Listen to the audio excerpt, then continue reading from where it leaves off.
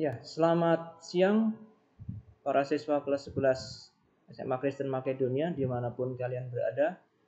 Kita berjumpa kembali pada mata pelajaran prakarya dan kewirausahaan pada semester ganjil tahun 2020-2021. Baik, para siswa, Bapak berharap kalian baik-baik saja di rumah masing-masing di dalam mengikuti pembelajaran secara daring di semua mata pelajaran termasuk pelajaran kita prakarya dan kewirausahaan. Namun demikian tidak akan mengurangi bagaimana makna pembelajaran kita untuk prakarya dan kewirausahaan. Oleh karena itu, mari kita akan mulai di dalam pelajaran ini. Kita adalah materi pemetaan peluang usaha makanan khas daerah. Apa itu pemetaan peluang usaha makanan khas daerah? Jadi dengan kita memetakan suatu peluang makanan khas daerah dimanapun kita berada, kita akan menemukan peluang-peluang yang ada untuk makanan khas daerah yang akan kita usahakan nanti. Nah, dalam usaha apapun, ancaman dan peluang akan selalu ada dari suatu bisnis, suatu usaha. Oleh karena itu penting untuk kita melihat atau memantau setiap perubahan lingkungan yang terjadi dan kemampuan dalam beradaptasi dari suatu usaha agar bisa tumbuh dan bertahan dalam ketatnya persaingan, termasuk dalam bisnis makanan khas daerah. Maka seorang wirausahawan harus melakukan pemetaan peluang usaha.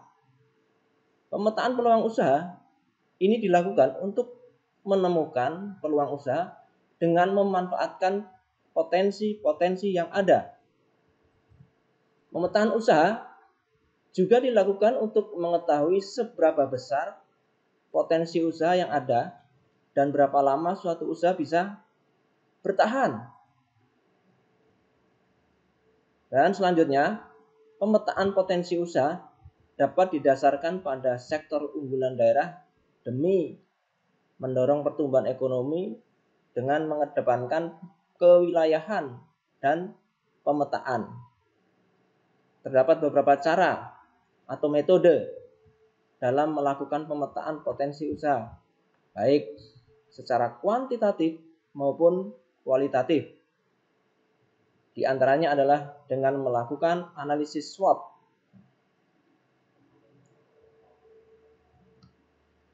Apa itu analisis SWOT? Adalah suatu analisis terhadap lingkungan internal dan eksternal wirausaha ataupun perusahaan, di mana analisa internal lebih menitik beratkan pada kekuatan atau strength dan kelemahan atau weakness. Sedangkan analisis eksternal untuk menggali dan mengidentifikasi semua gejala peluang atau opportunity yang ada dan yang akan datang serta ancaman atau threat dari adanya pesaing dan calon pesaing. Nah, baiklah. Kita akan melihat suatu contoh analisis SWOT pada produk makanan khas daerah yang kita tidak asing lagi dan itu ada di sekitar kita, yaitu pada makanan rendang. Rendang merupakan salah satu jenis makanan yang diminati oleh hampir seluruh lapisan masyarakat, sehingga peluang usaha sangat terbuka bagi para pelaku usaha pembuatan rendang. Dan tingkat konsumsi yang tinggi, antara lain hampir sebagian besar masyarakat Indonesia menggunakan menu rendang untuk acara pesta maupun untuk dikonsumsi sehari-hari, berdampak secara langsung kepada pemenuhan kebutuhan makanan bagi masyarakat. Kondisi ini membuat pedagang rendang tidak membutuhkan usaha khusus untuk memasarkan produknya.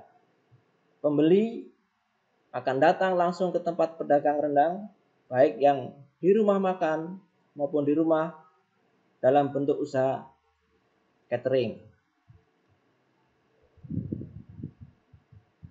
Di mana kekuatannya? Nah, kita akan melihat. Pertama, rendang merupakan salah satu jenis makanan yang disukai oleh seluruh lapisan masyarakat Indonesia. Yang kedua, harga jual bersaing. Ketiga, bahan baku dan bahan lainnya untuk pembuatan rendang mudah didapat.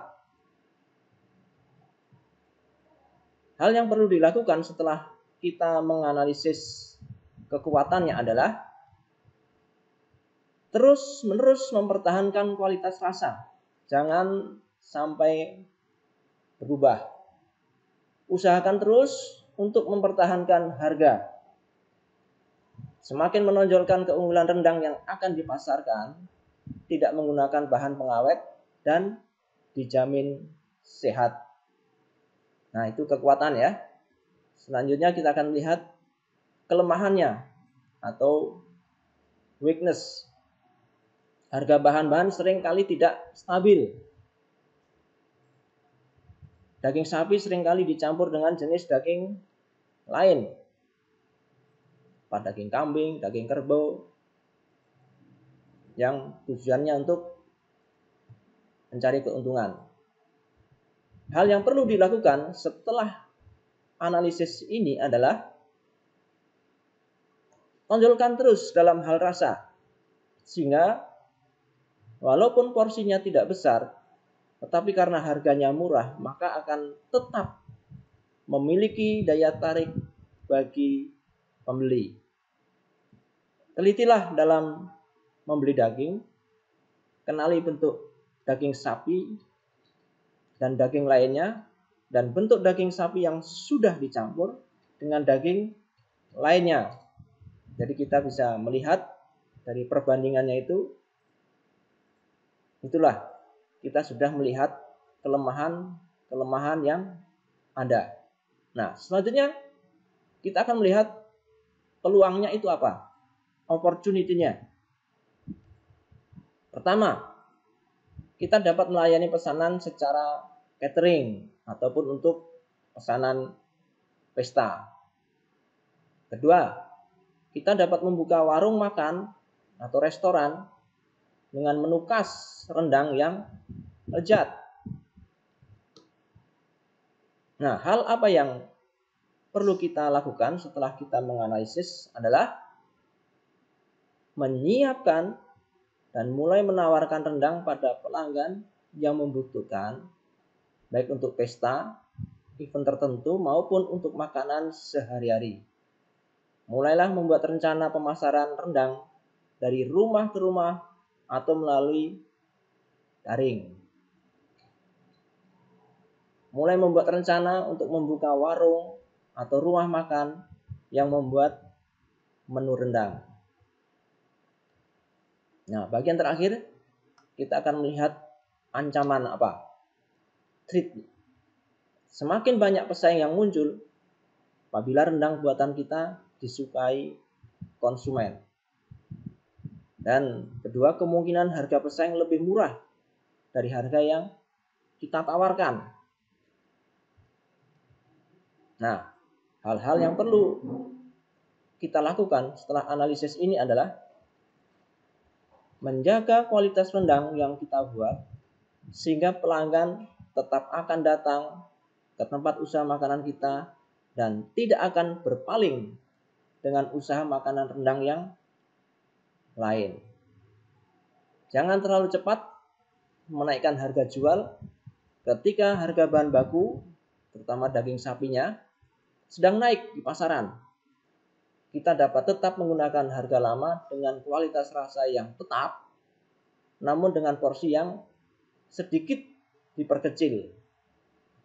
Nah, itulah taktik kita.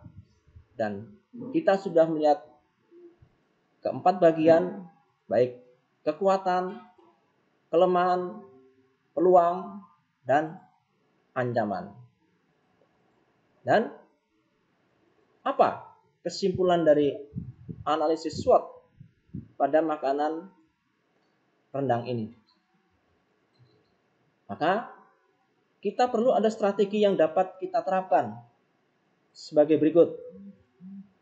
Pertama, memanfaatkan sumber daya manusia secara optimal untuk meningkatkan kualitas masakan sehingga memenuhi kebutuhan dan selera pembeli. Kedua, meningkatkan kualitas rasa dan tampilan pengemasan. Nah, demikian para siswa, apa yang sudah kita bahas sedikit tentang pemetaan peluang usaha makanan khas daerah. Terima kasih, sampai ketemu lagi.